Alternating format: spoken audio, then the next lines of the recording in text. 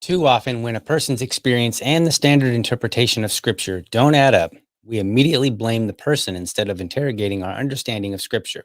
It's far easier to believe that someone else is wrong or does not have enough faith than it is to face the truth that it is possible that our interpretation really doesn't match how reality works. Josh Scott, American pastor.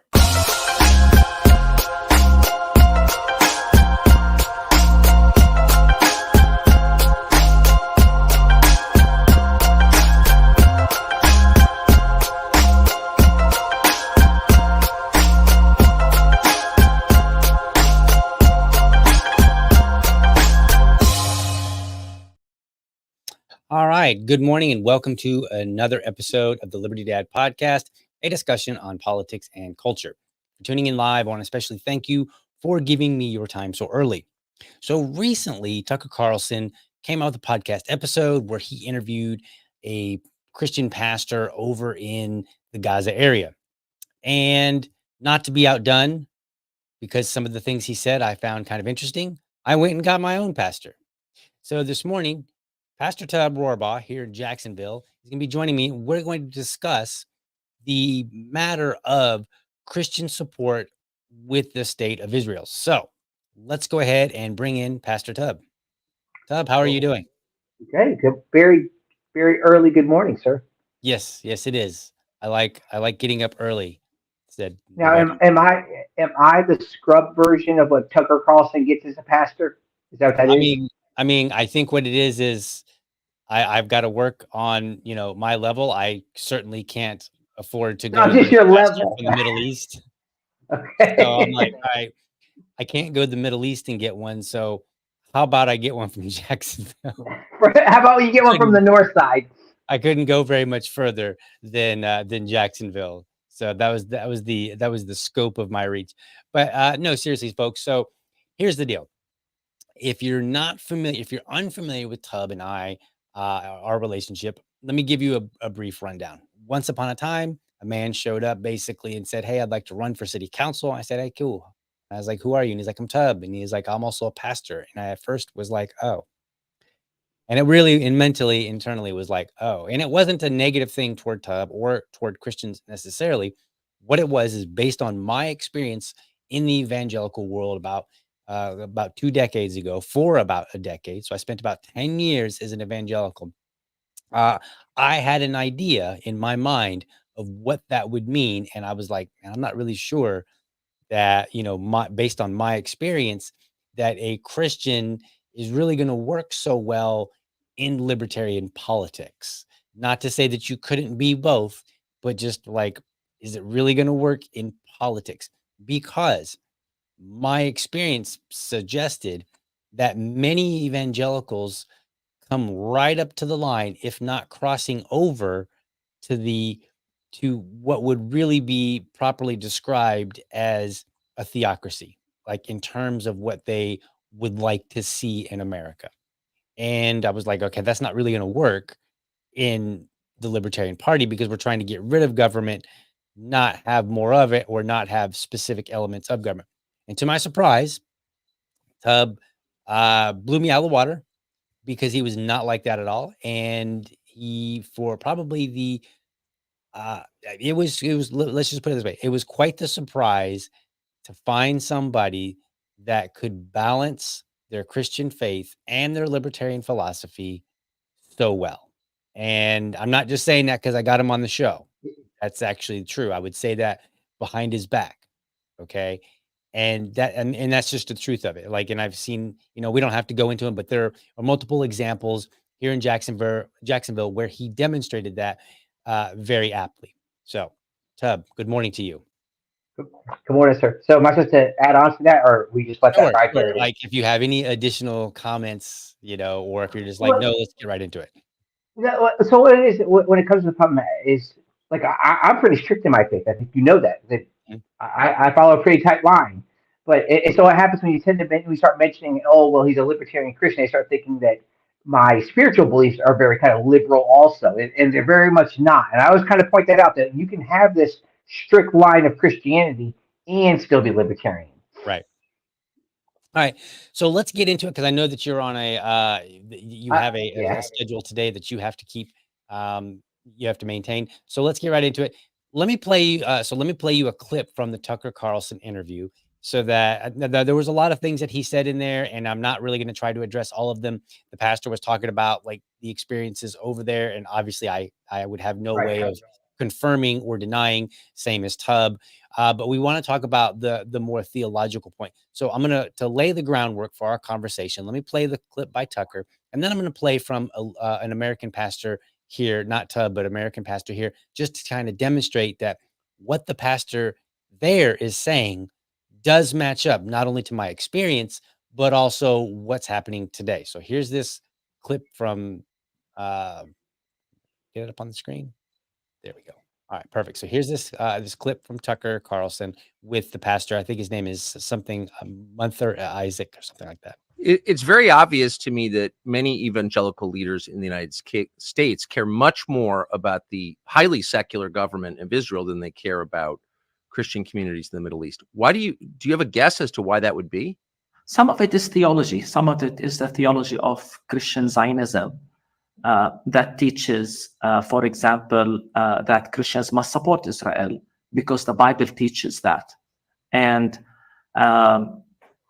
oftentimes that is part of a larger theology of the end times, in which they view the presence of Jews in the land as preparing for the second coming of Christ. They see it as a fulfillment of prophecy, not realizing again what that means on the ground. I always say it's as if the land was empty to them. They are excited about certain events without understanding the consequences of these events on real lives. The irony is that many of these positions actually believe, and many evangelical leaders believe, that at the end times and after Jews are gathered in Palestine, 2/3 of them will be massacred. And only for the other third to convert to Christianity. And somehow they consider that a Jewish-friendly theology. Okay. So that gives you kind of like a foundation of what was said in regards to American Christians and their beliefs. And that matches very much with what I remember hearing in more than one church. It wasn't like just this one church that I went to, like over a span of 10 years, because we moved and, we were trying to settle on a particular church. We were, exploring the different churches. I ended up going to multiple churches. And this is a very common view. Now, if anybody's unwilling to believe me and say, well, DL, that's just your experience. Well, I have another clip. So this clip comes from Pastor John Hagee, and I do not know what I don't know is the name of his church, but I know he has a giant church, which you'll see kind of the camera pans out and you can see the whole church. So what he says is supported by his congregation. Like there's like thousands of people there. Right. And so this is the size of his church every Sunday. So we're not talking about like, I'm not cherry picking some tiny little church and saying, aha, they represent all of American Christians.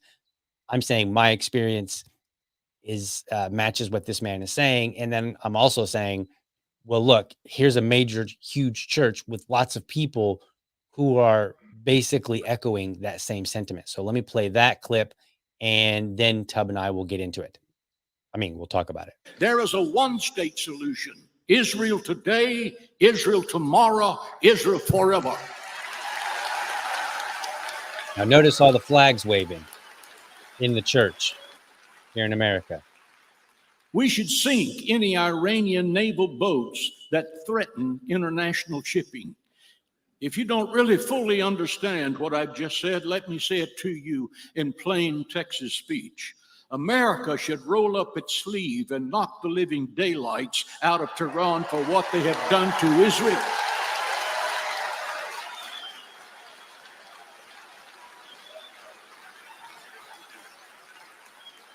And there is coming a day, according to Matthew 25, when God is going to clean the clock of every anti-Semitic nation.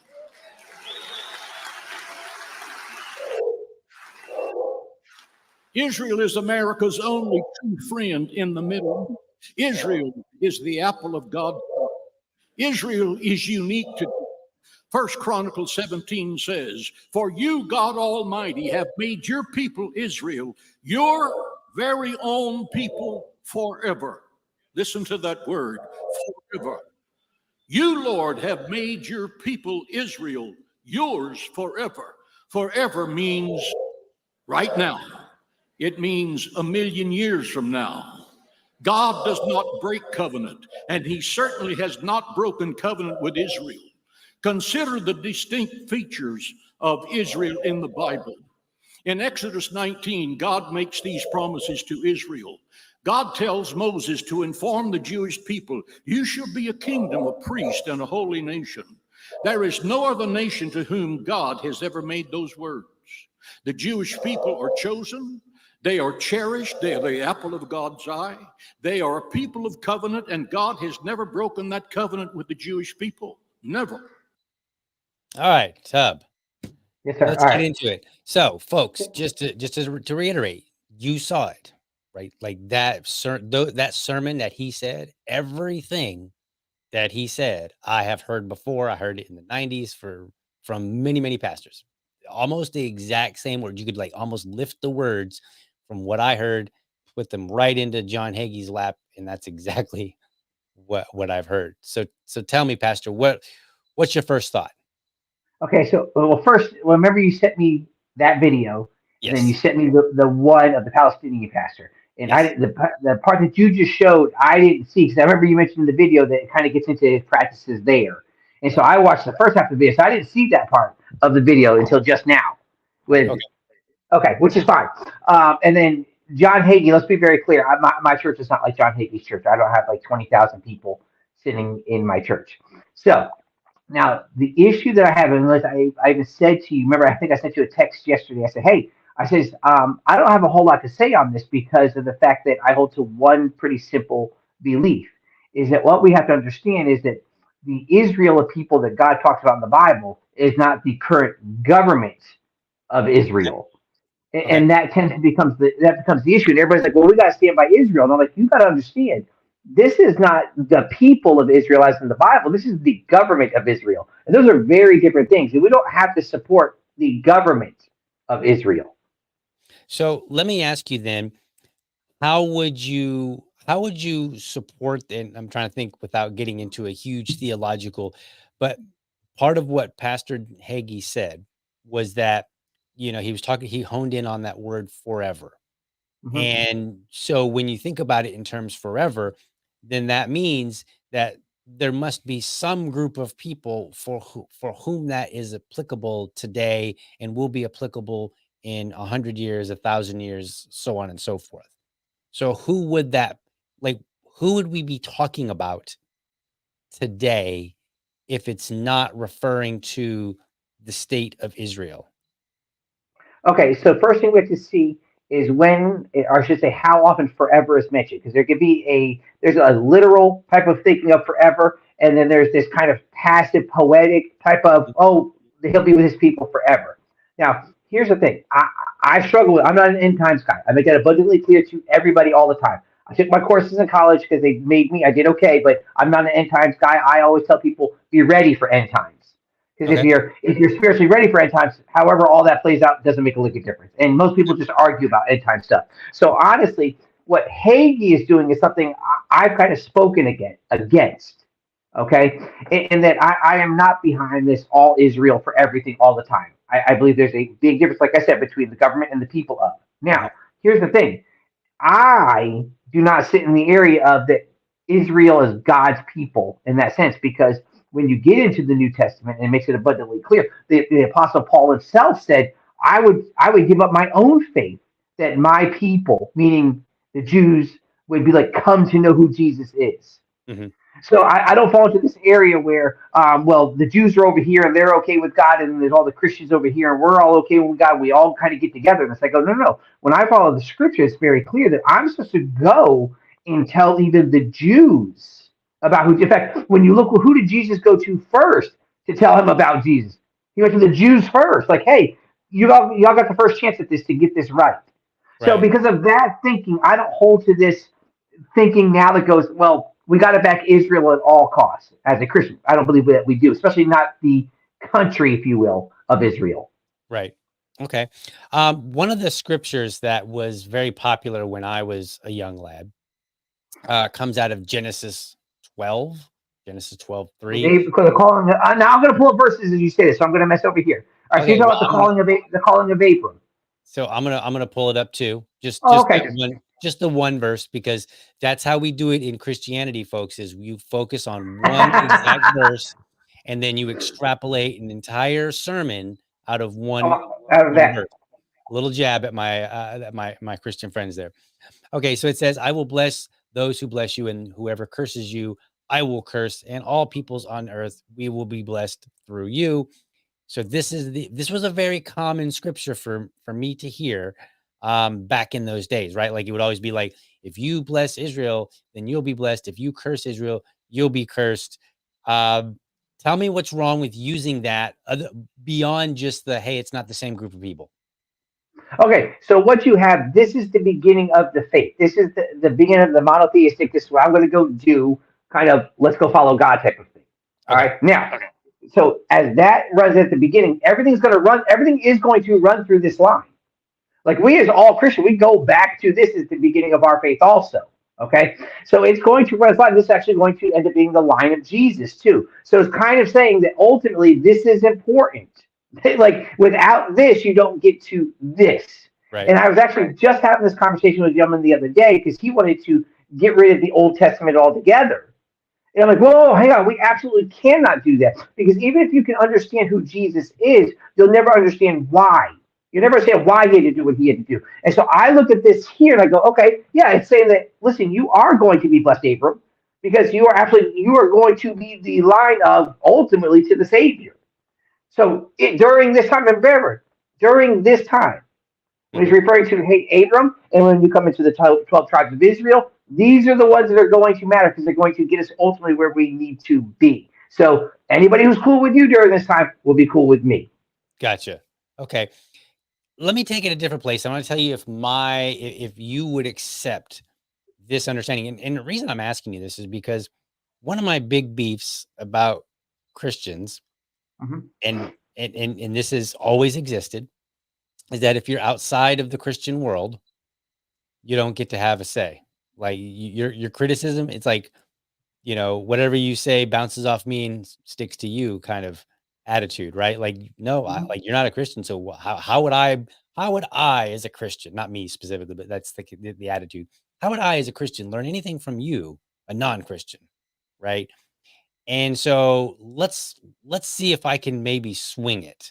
And you can be like, oh, that's not a bad idea, or that's not a bad way to approach reading and Okay. understanding scripture, right? We're not talking about being authoritative or any kind of spiritual position. Just can you read, like, when I do this, does it make sense to you, or am I doing something wrong? So that verse talks about curses, and I got to thinking, I was like, well, Now, what other scriptures, at least in Genesis, Okay. use the word curse? And what is the manner in which we see them? So I'm going to pull that up on the screen, and we'll read through a few of them here really quickly. Okay. And let's see, there we go. And moving around my different screens here. So it turns out that in Genesis, at least for this particular version of the Bible, now different versions might have a slightly different count, but the word curse is used 11 times in Genesis. So we've got, so the Lord said to the serpent, because you have done this, cursed are you above all livestock and wild animals.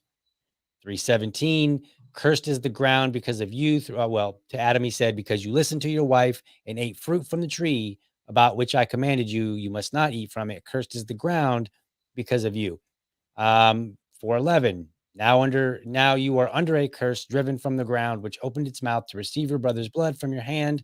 And we don't. I'm skipping the context, just kind of honing in on. I was like, be careful. That's what I was going to mention to you when you're done with all these. I'm like, hey, don't forget context. I'm doing that because there's 11 of them, but I think what I'm doing will make sense in a moment. All right. 5:29, he named Noah and said, he will comfort us in labor and painful toil of our hands caused by the ground. The Lord has cursed. 8:21, the Lord smelled the pleasing aroma and said in his heart, never again will I curse the ground because of humans. 9:25, he said, cursed be Canaan. The lowest slaves will be his brothers. 12:23, which we already read. 27, 12, what if my father touches me? I would appear to be tricking him and would bring down a curse upon myself rather than a blessing. My son, let the curse fall on me. Just do what I say. Go and get them for me. And we're losing a lot of context of what's happening in the story. But may those who curse you be cursed, and those who bless you be blessed. This is right after may nations serve you and people bow down to you. And then cursed be their anger, so fierce, and their fury, so cruel. And I will scatter them in Jacob and disperse them. So I ran through these. There's no context whatsoever of what's going on in any of the stories. However, I think just reading that one thing, what I'm not hearing is anything that reflects criticism being a curse or holding somebody to a particular standard being a curse, right? Every one of these scriptures seem to make out that curse is something that's very dramatic that's happening, right? Like it's a major thing. It's like, like I will curse the ground, never again will I curse the ground because of humans, even though the right? He's like talking about cursing the whole ground, right? Like making it, unusable, presumably, right? Something serious and dramatic. And so when going back to this, bless, Israel, those who bless Israel will be blessed. Those who curse. What I think is missing from Christians is any willingness to say, okay, well, I support Israel. I want them to survive as a state, as an entity. However, what they're doing in this moment, let's have a talk, right? That's what I feel like it's missing. And I think partially it's because there's so much emphasis on cursing and blessing that it kind of forces them away from even criticizing Israel. And I think that's, and I think that's, to me, I look at it and say, well, if I criticize Israel, I'm not cursing them. I mean, I'm not suggesting that Israel should be like demolished and annihilated. Like, I'm not making that. I'm just saying, like, maybe I ought not do that. It's almost accountability. Like it's almost like there can't be any accountability for them. And like I think those are very different things. Because exactly what you just said. I'm not saying that Israel, these horrible people, wipe them out. We're saying, wait a minute, what do they do? Because are we talking about specifically about the war now? Is that kind of, are we kind of tying that in? Where kind of, because that was what the pastor that went on Tucker Carlson was alluding to. So his conversation was explicitly more like, hey, a lot of the policies that American Christians are supporting have devastating effects on us here. And then Tucker Carlson's like, well, what do you believe is the source of that? And he's like, well, I think one source of it is their theology. And the theology is that we need to support Israel and to the point where whatever Israel does is the right thing. It's fine. And I look at it and I say, well, I think that's a misapplication of the curses and blesses. Very much so. Because like you said, it takes you away from, holding somebody accountable. And I'm like, the Bible is full of stories of the Ooh. Israelites being held accountable by God. Uh-huh. So it seems weird to me that Christianity would evolve to the point where they would say something like, well, they would basically act as if they're not going to hold Israel accountable in any way whatsoever for anything, even though God repeatedly did it, right? And they're not even going to say, well, maybe that's wrong. Like, not even It's that all, much. the Christians defending Israel are almost like the white people trying to trump up all the black race stuff. Like, I'm going to support all the black people, and for things that black people don't even want. It's very similar. That's what the Christians are doing with the Jews. Because in reality, I think that we have to be able to look at it and go, wait a minute, what they're doing is wrong. I'm not saying that Israel should no longer exist, but when you look Right. at the war, and that's the part of the video that I did watch with that pastor. Right. And as he's saying that, I'm like, you know what? He's not wrong. Like, Right. he's not wrong. He's like, hey, listen, you understand your back Israel by any cost is killing innocent people over here. And Right. it is. Like, here's the thing. Like, however people fall into line with this war, because even inside of our own party, we see both sides of it. But I think that we can probably agree the killing of innocent people, wrong. Right. And that's been done on both sides now. It started by the Palestinians killing innocent Israelis, and it's being followed up by Israel's killing innocent Palestinians. Right. And And just so, let me interject something very quickly, yeah. so nobody comes hammering at you. We're only talking about from the moment of October 7th. We know there's a long history. Yeah. Oh, trust me. Yeah. Yeah. So Exactly. he's not Yep. suggesting that one side explicitly started at 100%. Just from this particular moment where this particular conflict Yes. kind of broke out. Because that's what he was. Starting point That's that what the we're pastor was is- focused on. Remember, the pastor was very focused. And that's what I liked about it. Is he's like, hey, listen, I'm going to talk about right here, right now. I'm not going to go through all the stuff, but here's Right. what we're dealing with. Because I think even as a standalone issue, even standalone, killing innocent people is wrong. Correct. Okay. Okay. So when you look at that and you see what Hagee's talking about there, and these people are cheering on and waving this flag, they're not thinking. They're not thinking about, hey, wait a minute. Wait a minute. What is happening if I fully support all of their actions? Because once again, that's what I started with. And that's why I said I don't have a whole lot to offer on this, because I hold to the idea government and the Jewish people are different. There are a lot of Jewish people inside of Israel who, and Hasidic Jews, who have stood up and said, hey, we don't like this either. We're not down for this war thing either. And those are the videos I was watching. I kind of like, wait a minute. So, because we get this thinking that everybody in Israel is behind this war because of what happened. And there are people right now, the true Jewish faith people, okay, not Jewish custom people. All right, so the Jewish faith people are like, hey, we don't like this, and we're against our government right now too. Right. And I think that's what happens inside a Christian community. That's what happens definitely with John Hagee saying there is no separation. There is no separation of the people of Israel and the people of God of Israel, if that makes any sense to you. Sure. So, okay. So, and I think that's our problem right now. So we're sitting here, we're lumping all of them in and going, well, either they're all wrong or they're all right. And I think we have to look at that and go, no. There's a separation in there. There's Right. this part of Israel is wrong and this part of Israel is right. Right. And that's ultimately what I'm trying to get at with the whole blessing and curses passage, Mhm. is that I think that people have kind of taken that and ran with it to the point where they literally just stopped thinking. Right. Right. And we saw that with, I mean, that's in my mind, that's what I see when I hear the words that John Hagee spoke. He doesn't seem to leave any room whatsoever to say, you know what, we support Israel or we support the Jewish people, because like I'm cool if you want to say the Jewish people are God's chosen people. That's fine. I don't have a problem with that. No issue. That's fine. And if you want to say, hey, you should you should generally be nice and pleasant and favorable to the Jewish people. Okay, that's cool too. Like, because God want to bless you.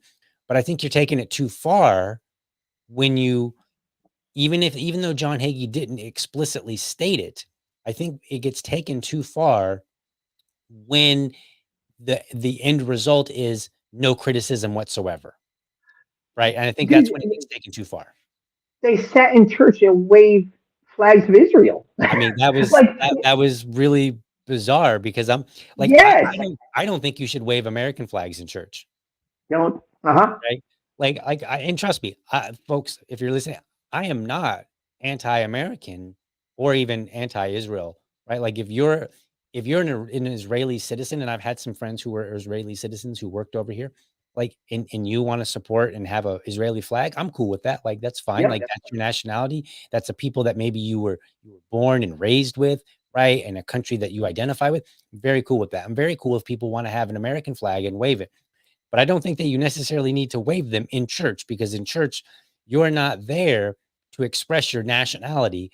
You are there to come together, and maybe the Israeli person will come and sit next to you in church, as maybe the German citizen who happens to be working over here will come and sit next to you, and whatever other person might be sitting next to you from another country.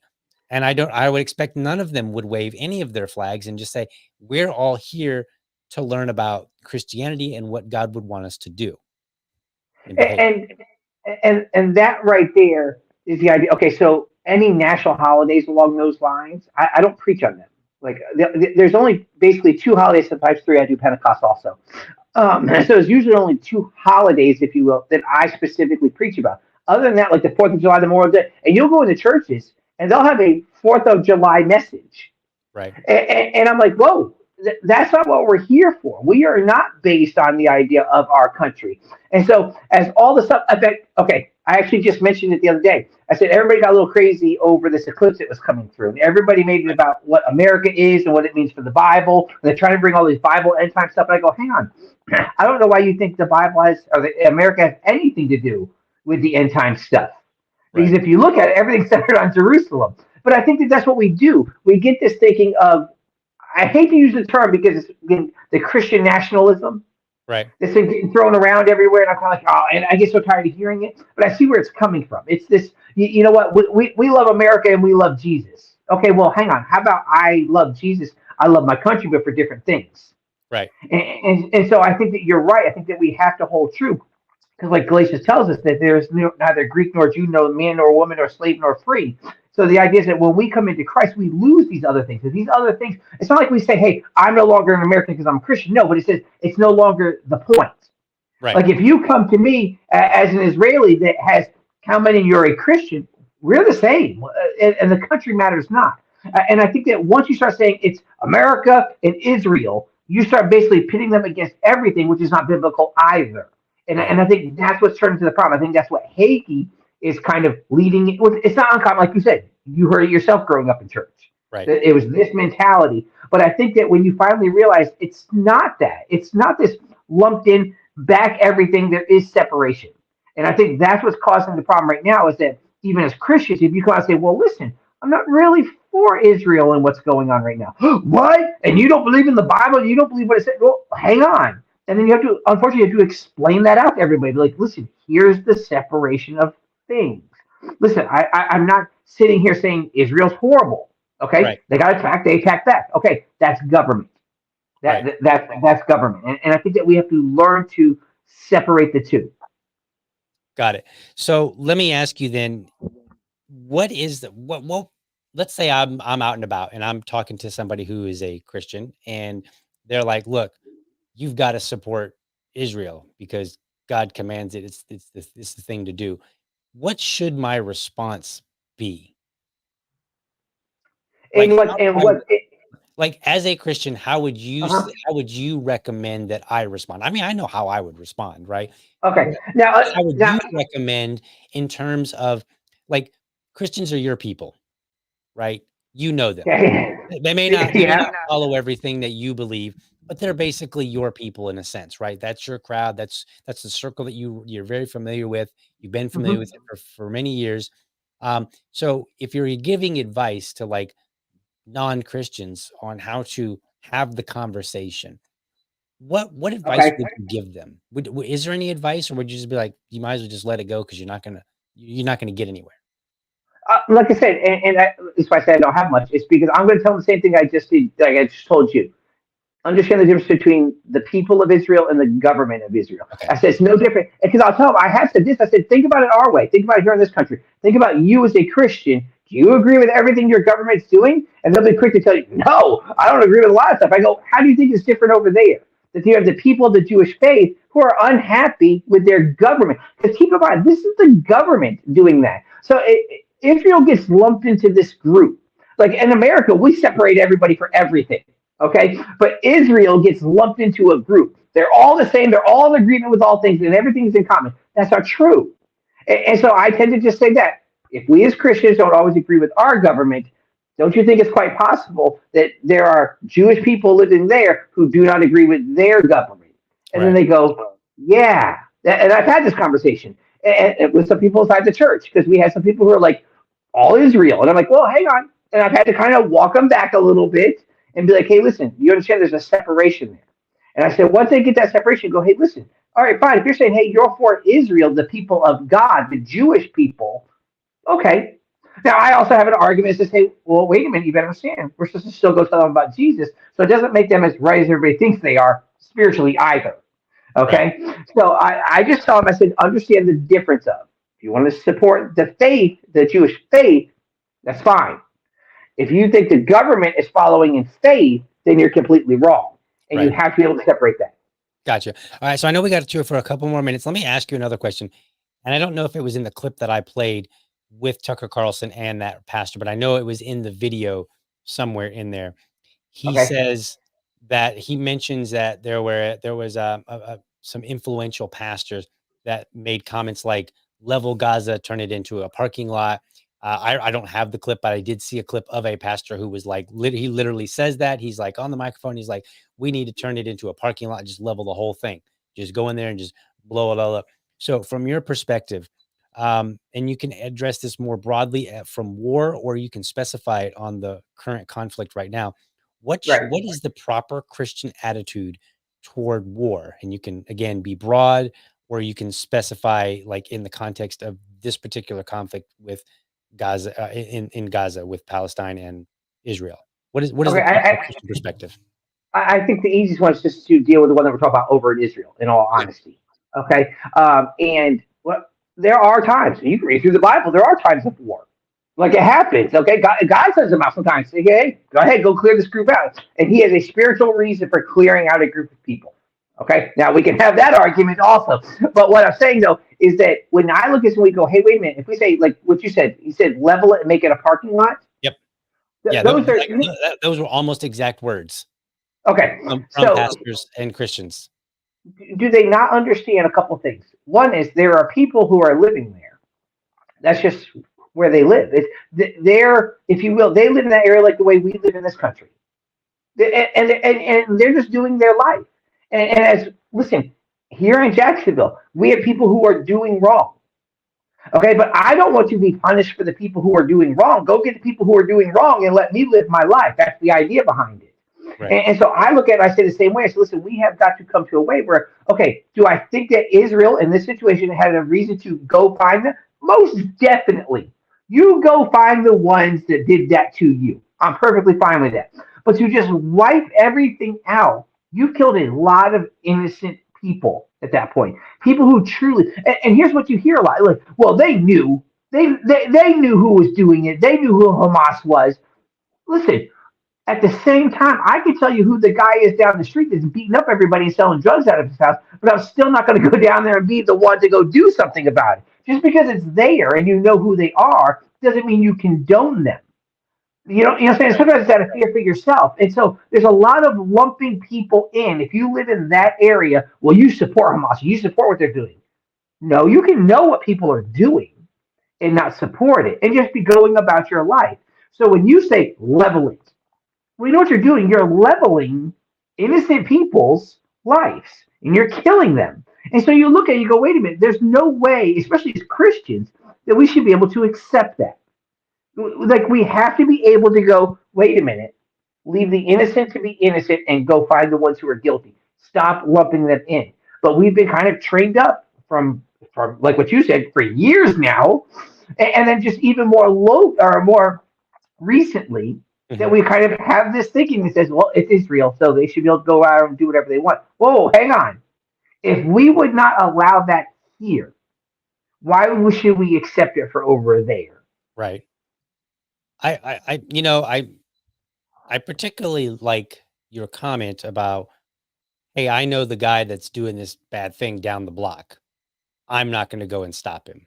Right. I'm not going to, because, for whatever reason, right? Like, hey, he's got more friends than I got, he's got more Uh-huh. guns than I got. I mean, no libertarian would probably say that, but No, I'm not. Yeah, we won't run up to that one, but but the idea behind it is the same. Like I may not be in a position to do anything about it. Mhm. Right. And I might not like them either. I might hate them more than you do. But that doesn't mean, and so I don't know. I guess from now on, when somebody makes that kind of a comment, like, well, they knew or they're supporting them or something, I'll be like, well, there's gang members in your city, right? Well, yeah. Well, you we should support probably them, level your city because you won't do anything about it. Why right? don't you go do And something about then and the problem is that's the way we become. We become so it has to affect me. If it doesn't affect me, then I don't care. And you start putting in those terms, they go, well, I don't want to be hurt. I say, exactly. It's no different than the way we wouldn't want that here. They don't want that there either. And war is a nasty thing, which is I think why libertarians tend to go, hey, we don't want any part of any of this. Right. We've got to find other methods or not be involved at all because we understand it's a messy. Right. And then this type of thinking starts coming out. Just wipe them all out. Okay, Right. but once again, it's a Hiroshima thing. In fact, I heard somebody mention that. I heard somebody put that comparison in. I'm like, dude, are you serious? Like, you understand that in those bombs, innocent people just going about their lives who probably didn't like what the government was doing either Right. got killed inside of that. And I go, we cannot sit back and condone that. And I don't care if, in this case right here, Israel's the aggressor. Is Israel at this point now going too far? Dude, knock it off. So I don't fall into, our church doesn't fall into the all Right. Israel all the time. We fall into more hold each accountable. If this part is right, then let them be right. This part is wrong, hold them to be wrong, but know the separation of them. Right. It's the same way as our church. We don't always want to be lumped in with the church down around the corner. Right. No, I think this has probably been pretty instructive. Just to remind people, like, we keep grouping people into, collectively throwing them into the same bucket, and acting as if they're all the same. But what we end up doing is we throw them in the bucket, and then we either treat them based on, the level of treatment that we offer is based on what is the best doing or what is the worst doing. Mm-hmm. Right. And there seems to be no nuance in between to say, okay, maybe we should separate them a little bit here or a lot. Right. A But lot. maybe we should separate them because, like, there is no, like, from my understanding of scripture, there is no scriptural support for treating a group of people based on their best or worst actors. Right. And I think I think we could have plenty of arguments. We don't need to get into it now, but I think we could cite plenty of scriptural references to kind of show, like, no, even God was But able to. Abram's telling God, hey, if I can find 50, if I can find 40, if I can find 30. So Right. he's kind of saying the same thing. Hey, can you do me a favor? Can we separate the good from the bad? And then you can do whatever you need to do with the bad and let the good go about their business? How is that any different than what we're talking about here? Right. Is your producer in there? My producer is here. There he is. I see him. Okay. He's here. So And I'm also at my time too. Okay. As your producer shows up, I leave. I don't want to deal with your producer. Well, I think this has been good conversation. Have the last word, Tub, before I close out the show. Specifically on this topic, watch this. Guess what? We have to we have to see separation, and let's understand that the Jewish believing people are different than the Jewish government.